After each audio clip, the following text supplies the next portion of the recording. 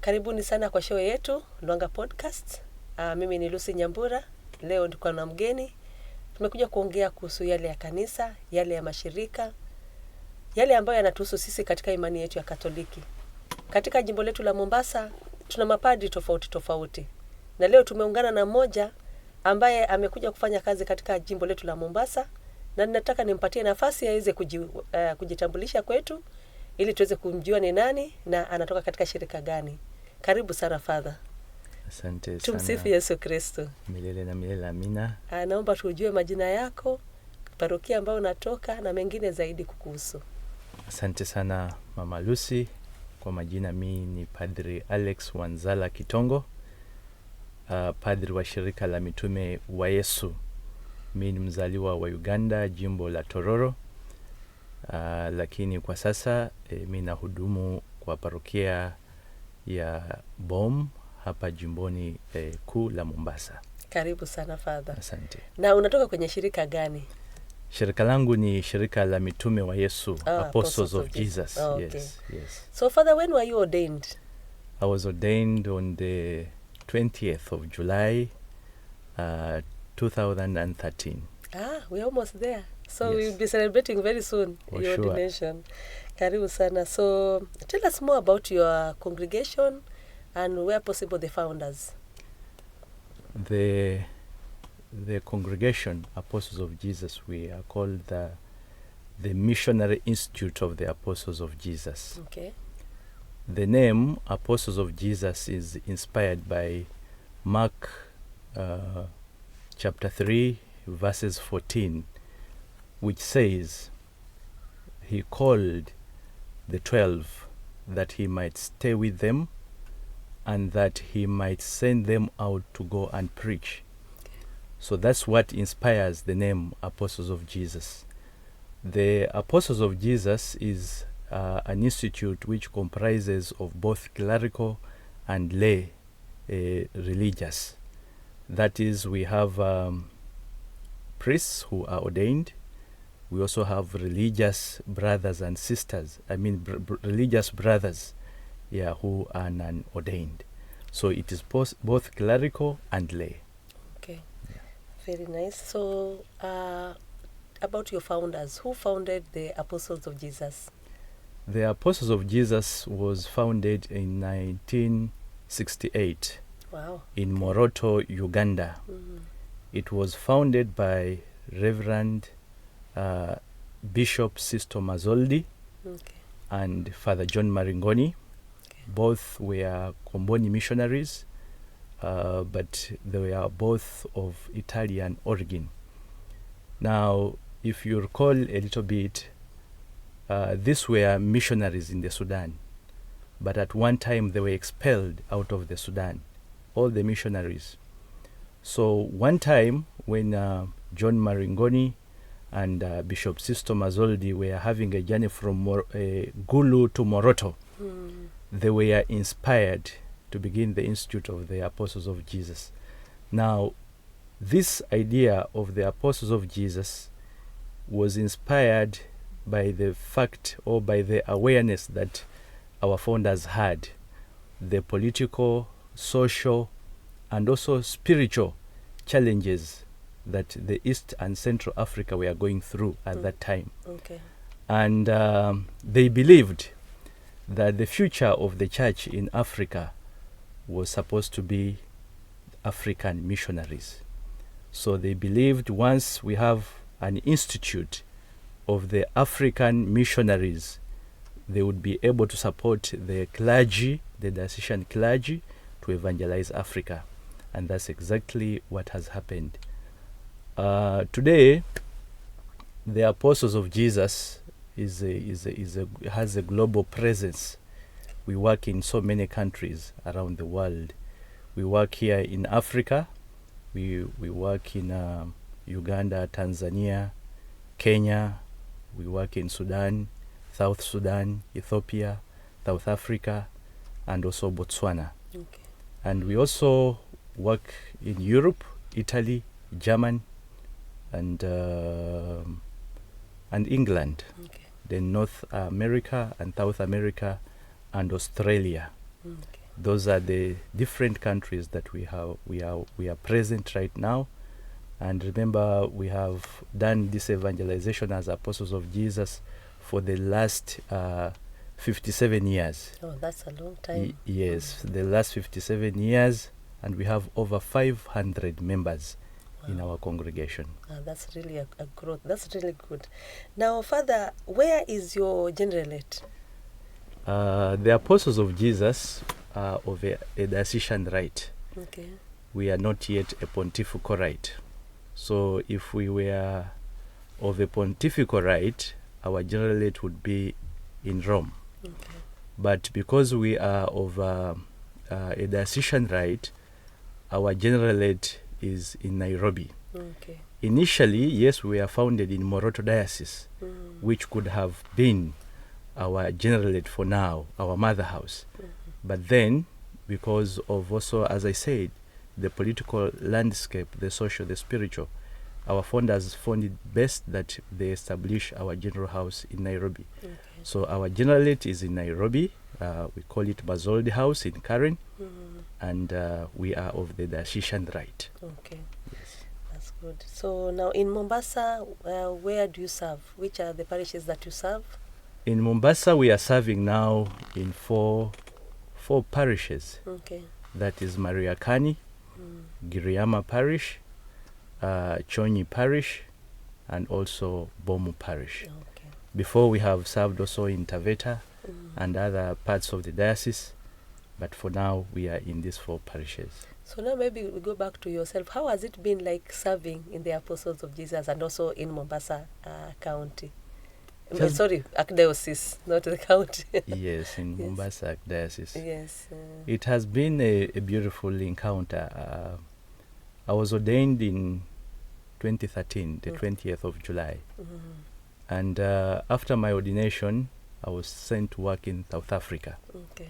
I worked there for about 8 years. And one of the good experiences is I got to learn cultures, came to know people of different backgrounds, came to learn new languages. And afterwards, I was reassigned here to Kenya and sent to the Archdiocese of Mombasa, and I was sent to Giriama. It was wonderful being in Giriama, working with the Giriama people. They're very beautiful people. I love them, and definitely it was an opportunity to learn a new culture, experience new people, share life, share life experiences. And so last year, December, when I was asked again to move to BOM, it's also totally a new experience. And in every experience, definitely we get enriched. Spiritually, socially, we get to be enriched. So how do you celebrate the Founders Day? Because that is something that as we were discussing, it said that you also have the Founders Day celebration. So what do you do during the Founders, and when is it? Yeah, as I said, our founders are two.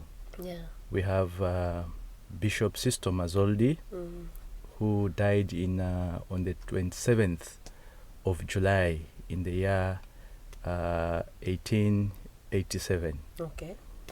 And miraculously, if I can say, 20 years later, our co-founder, Father John Maringoni, passed on almost on a similar day, on the 27th of July. Yeah, the date, the day are exactly the same, just the span of the years. So that was in 2007 when he passed on. So for us as apostles of Jesus, that was God is making. It was a miracle that our founders die, though different years, but on the same date, same month. So it has made it very easy for us to celebrate our Founders Day. Yeah, we have that day as our Founders Day. And this day definitely helps us to come together and live out and demonstrate more strongly our charism, share our charism with our friends, with other institutes whom we work with, the diocesan clergy whom we work with, And this we do it every year Okay. on the 27th of July. Okay. So how do you go about it? How do you celebrate it? And does it also incorporate the African culture, given that it also started in Kenya, in Africa? Or how do you celebrate that day? Our founders were devoted to serving the African people. Okay. Remember, as I said, they were expelled from the Sudan. They would have chosen to go back and live in Europe. Yeah, true. But because they loved the African people, they loved the African cultures, they came back to Africa. And they devoted themselves towards starting an institute that would serve not only the African people, but also serve the whole world, serve the whole world. So when we come to celebrate our Founders' Day, we bear this in mind. Yeah. We bear in mind that our founders, though were not African, they brought their European experience and intertwined it, with the African experience and nourished our faith. Okay. So when we come, definitely, even as apostles of Jesus, we are working in different parishes, working in different dioceses. So when we come together, we come with the experiences we have learned in our parishes, in our communities where we work, and we enrich each other. Okay. And we usually do this definitely through sharing a meal. We may get meal food from different cultures. We share. We come with our collaborators in the mission, the lay men and women, people of goodwill, who come and offer us some traditional, maybe dances, traditional poems, cultural aspects. So we get to enrich each other with a lot of cultures by celebrating our Founders' Day. Now, Father, amongst the apostles, are there people from different countries, or are they all Ugandans?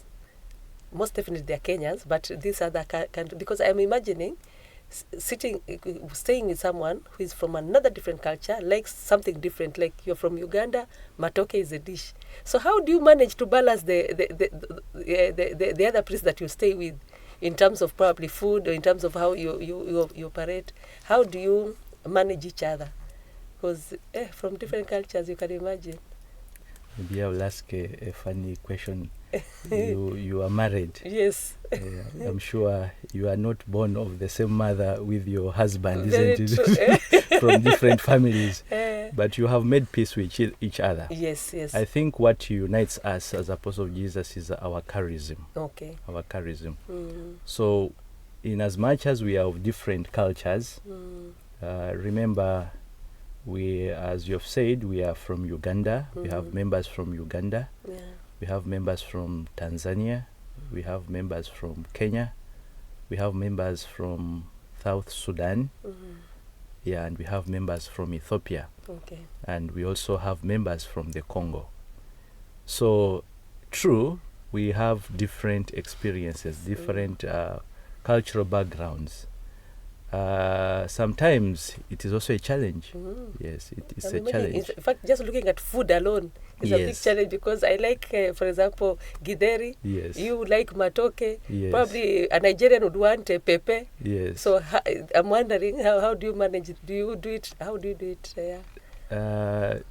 Definitely, we are missionary. Yeah. And one of the missionary aspects is that you eat what is offered to you. Okay. So food will never be a problem. Even when Jesus sends the apostles, tells them where you will go, what they will offer you is what you eat. Is what you eat. So we usually tell ourselves we need to have missionary stomachs. That can accommodate anything. And like many of my brothers usually say, as long as it's not a nail, as long as it doesn't kill, I will eat it. Exactly. Yeah. So what is offered before us, as long as it nourishes our lives, we appreciate with that missionary spirit, because you don't know tomorrow where will you be sent. Yeah, true. You are sent to a different culture, different environment. So surely food should never be an issue.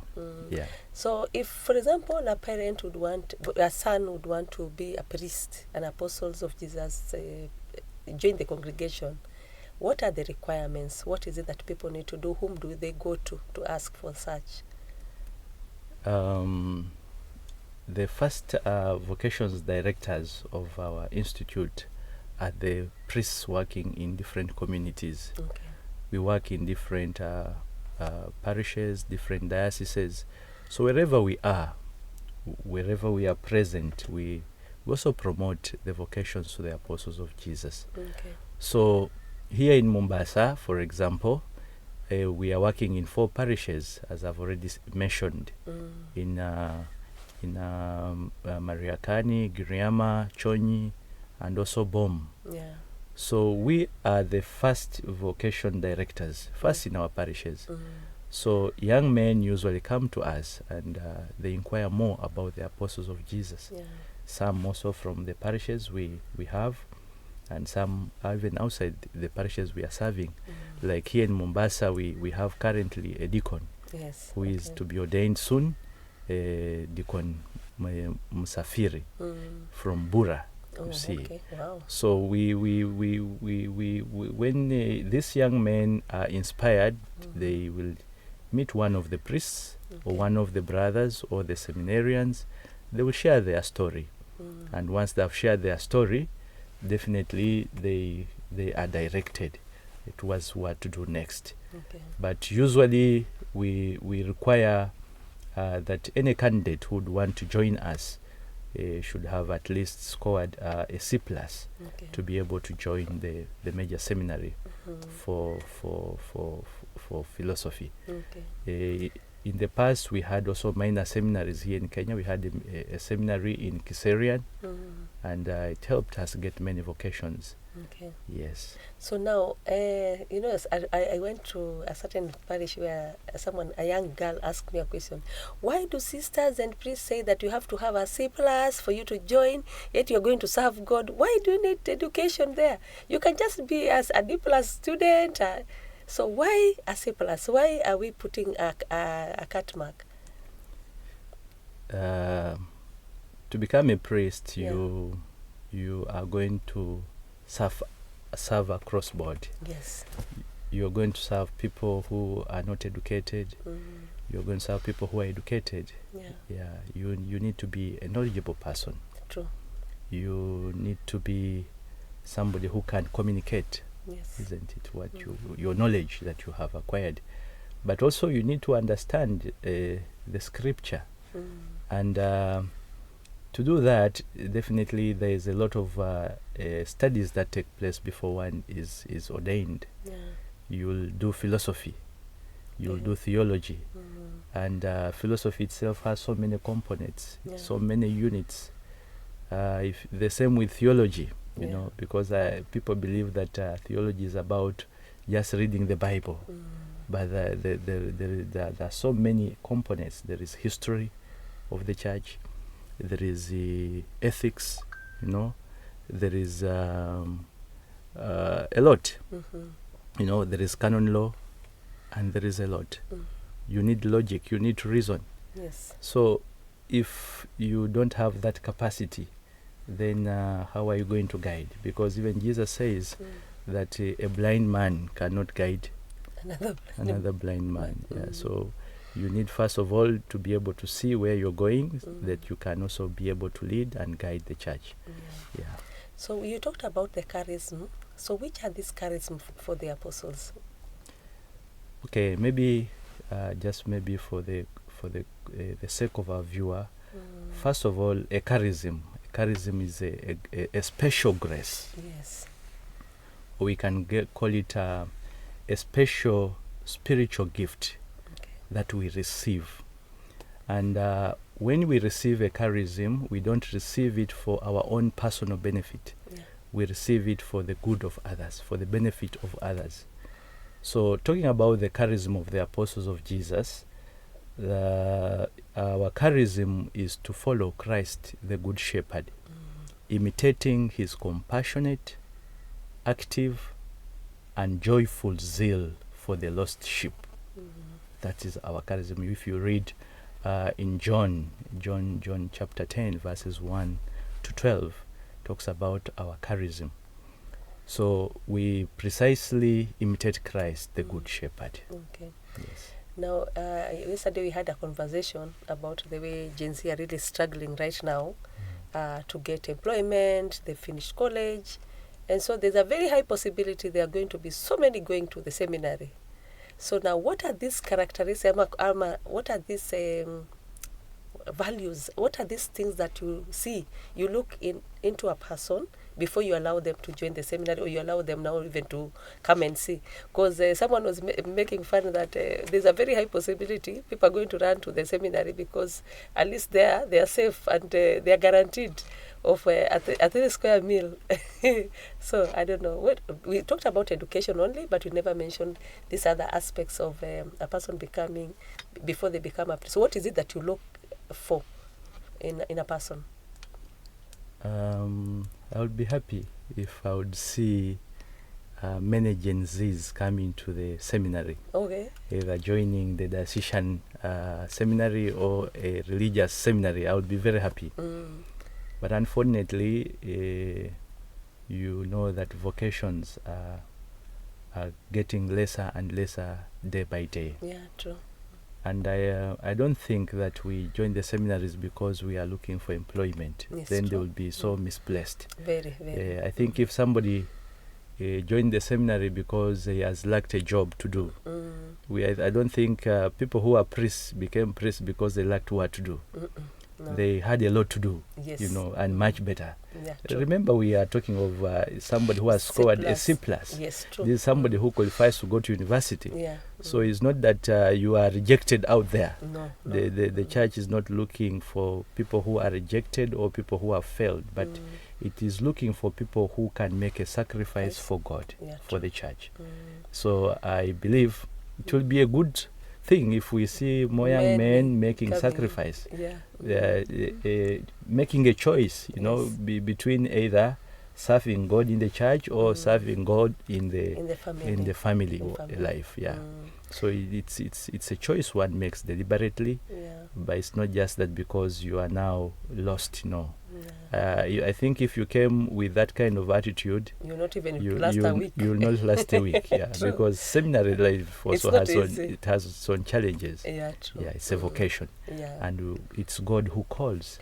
So wazazi wote ambao watoto wenyu wamesema wangependa kujoin seminary, wakumbuke kwamba kwenda kwenye seminary ni sacrifice, ni kujitolea kwenda kutumikia Mungu, na pia ina changamoto zake na ina uzuri wake. So lazima wewe una hiyo mwito, ili unapoenda pale unaenda pale kwa sababu unajua kile ambacho unakifuata pale ni cha haki, ni cha ukweli. Ya pili, pia tumepata nafasi ya kuongea na Father, anatufundisha kuhusu shirika lao la Apostles of Jesus na yale yote ambayo wanafanya katika shirika lao, na pia celebrations ambazo zinakuja mbele yao ambao ni Founders Day. Ningependa usubscribe, comment, tuma maswali ili tuweze kuendelea kuwa kwenye mtandao na tuweze kuwaletea mengi zaidi kuhusu kanisa letu, afya, kuhusu vijana na kila mtu. Yote ambaye angependa kushiriki katika show yetu, pia unakaribishwa, unaweza kutuma ujumbe wako kwetu ili na sisi pia tuweze kuhakikisha kwamba tunakupatia nafasi ya kuweza kushare mambo yako yote. So Father, shirika likiwa na miaka mingi kama vile ulivyosema, pia haikosi changamoto, haikosi challenges. So what are these challenges me experience kama apostles, na how does it Founders Day inasaidia kuifanya hizo challenges deal nazo namna gani? Yes, like any other institute, religious institute, Apostle of Jesus has gone through a number of challenges. But we believe that our institute is divine. And we always trust in the Lord. Amen. Because as I told you, the Lord has called us. We call ourselves the Apostle of Jesus. Christ has called us that we may stay with him and that he may send us. So he's the one who has called us and is sending us out. So all the challenges we go through, we entrust them to the Lord. Amen. Yes, Founders Day is of great importance to us because it helps us to relive our charism more concretely. Remember, once we are sent to the mission, we may be 2 of us in a community or 3. Our constitution demands that we are either 3 in each community, but because of lack of priests and brothers, vocations to the priesthood, you find that in most cases we are working in a community, 2 of us. Yeah, but even under some circumstances, you find that a priest is staying alone because there is no member. Like currently in the parish I'm serving, my colleague fell sick, and I requested for somebody to help me, but they've told me, wait, we don't have a member to send you right now. So you find yourself staying alone, working alone, and this is very challenging. To be alone. Sometimes you're overwhelmed by work, you don't have that family, community aspect and system that can support you. But when we meet in our celebrations, we renew one another. We nourish the unity of the apostles of Jesus. The unity that's not just shared among us, but we also share it with the lay faithful, our collaborators in the missions. Yes, and we also get an opportunity to exhibit our gifts when we come together. So we renew ourselves. Which ones are those ones? I know many priests have very many gifts. The apostles of Jesus, definitely the apostles of Jesus are gifted people. Yes, I can imagine. Yes, they're gifted in the sense that, for example, if you have anybody going through any challenge, and maybe they need a priest to talk to an apostle of Jesus. Okay. You want to hear to listen to a nourishing homily. Listen to Apostle of Jesus preaching. Well. Yes. Okay, I'll take you up. Make sure nafuatilizia hiyo. Yes. And then so how does we talked about the inculturation of the African culture. At least that one you responded well. What is this one thing that you experienced when you became a priest that you had never experienced before? Now when you became a priest, you were sent to South Africa. That is a different country with different values, different things. So what is this one thing that you said, this one I've never experienced anywhere before? Because you people moved from, now you are from South Africa, you came to Kenya. So what is this one thing that you always remains in your head? You're like, I've never seen this before. I've never experienced this before. What is that one thing? As a cultural shock or something? Something like that, yeah. South African people are very, very specific and direct. Okay. Yeah.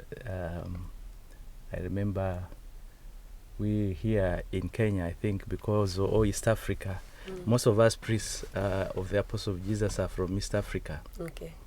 The way we are brought up, there are certain things we don't take care of so much. For example, using a roll-on, a perfume. In the seminary, you're trained to be humble, not to be extravagant, not to be wasteful. Yeah, because you remember you've also taken the vow of poverty. Yes. Yeah. So I remember the South Africans will tell you, Father, come, we take you for shopping once you arrive. Okay. And the first shopping they will do for you is a roll-on and a perfume. Okay. You see, because they want their priest to smell well. Maybe they believe in the message of Pope Francis that the priest should, the shepherd should smell like the sheep. So never heard that one. That one they will tell you, Father, please, if you don't have, they will buy it and bring it for you. For me, it was a shock because. And of all the things, that's the only thing you saw. Of all the things, that one, because they really mind the scent that you produce. Yeah. That one I've never had. Oh, yes. And then, what are these challenges that you experience as a person when you're going to a new place. Because again, as you said, apostles keep moving, and because you're missionaries, you move from one country to another, or sometimes from one county to another county within the same country. So what are these challenges that you experience as a person now, other than the congregation? Definitely, there is always an anxiety when you are assigned in a given community or parish. You have your plans. Yeah. You have your plans. There is where you find maybe that parish is. There's where you would like to take it. Yes. Oh, yeah. And you'll find that the superiors will call you and tell you, we would like you to move from here and go there. Remember, you have your own plans that you've laid before you. Yeah, you have to cut them short in the spirit of detachment. Yeah. And we are also trained to detach ourselves. Yeah. That's so difficult. It's very difficult. Yeah, Sometimes you get people who are supportive to you, but now you have to leave them and get move into a new community, make new friends, make new collaborators. It becomes also a challenge, you know. I can imagine. Yeah, beginning. So we are like nomads, you know. we are nomads. You move from place to place. So every time I usually tell people, for me, I'm always ready, because anytime they tell you move, you must be able to pack even your luggage in the next 1 hour and move. Yeah, so you must also live light. You don't need to have a lot of baggage on you. So what is this one thing that you want to tell people about probably the Founders Day, about the apostles, as a parting shot? The Apostles of Jesus, as I've already said, we are a religious missionary institute.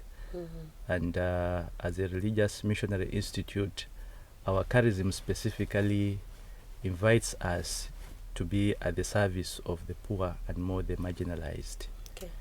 And so when we get to celebrate our Founders Day, it is we, the members, Apostles of Jesus, who come together.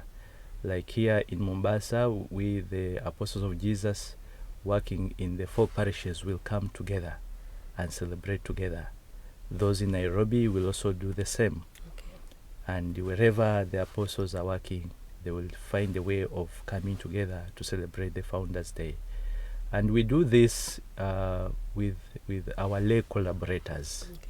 Yes, men and women who support us in the mission, spiritually, materially. So I will just take this opportunity to invite friends, those who know us, even those who do not know us. I'm sure from this presentation, many will come to know us, and I would invite you to come and join us and celebrate with us. Where will it be? We will celebrate from Giriama. Nice. Yes. Okay, so Father, asante sana. Thank you so much for coming, Father. Asante. And we are so glad to have met you and so glad to have this interview with you. We wish you well when you're celebrating. We hope we'll get time to come and join you in Giriama. Wasikilizaji, tumekuwa na Father Alex Wanzala kutoka kwa shirika la Apostles of Jesus. Amekuja kutuelezea kuhusu shirika lao na pia kuhusu founders wao na sherehe ambao wako nayo mbele yake. Naomba wale ambao watapata nafasi wanaweza kupenda kujoin katika ibada ya misa, mnakaribishwa kule St. Michael's wakati wa Founders Day. Na kwa wale wote ambao wangependa kuungana na congregation ya Apostles of Jesus vijana, mumeelezwa vizuri kwamba ukienda katika parokia ambao apostles wako, utajieleza na watakusikiliza na watakupatia mwelekeo ambao unastahili. Wale ambao walikuwa nafikiria kuungana na shirika la mapadri ni kazi rahisi, itabidi ufikirie vizuri zaidi. Ukienda pale, amua na uamue kabisa, na iwe ni wito ambao umekutuma pale. Usifikirie ni rahisi. Miaka 11 katika kusoma na kuweza kuwa padri, ambapo umepeleka mahali ambapo unataka ukaanzishe parokia ama ukahakikishe kwamba wale Wakristo wako pale wametumikiwa vizuri, inahitaji neema za Mungu. Kwa hivyo usije pale ukifikiria kwamba ni rahisi, lakini pia usiseme si ngumu. Inategemea na neema za Mungu na vile Mungu alivyokupangia safari yako ya maisha itakavyokuwa. So tunataka kusema asante Father kwa kukuja, na tunakukaribisha tena katika show yetu. Ukipata nafasi, karibu sana. So watazamaji, wasikilizaji wote, nasema asante na tukutane tena wakati mwingine. Kwaherini. Asante. Thank you Father. Thank you. Okay.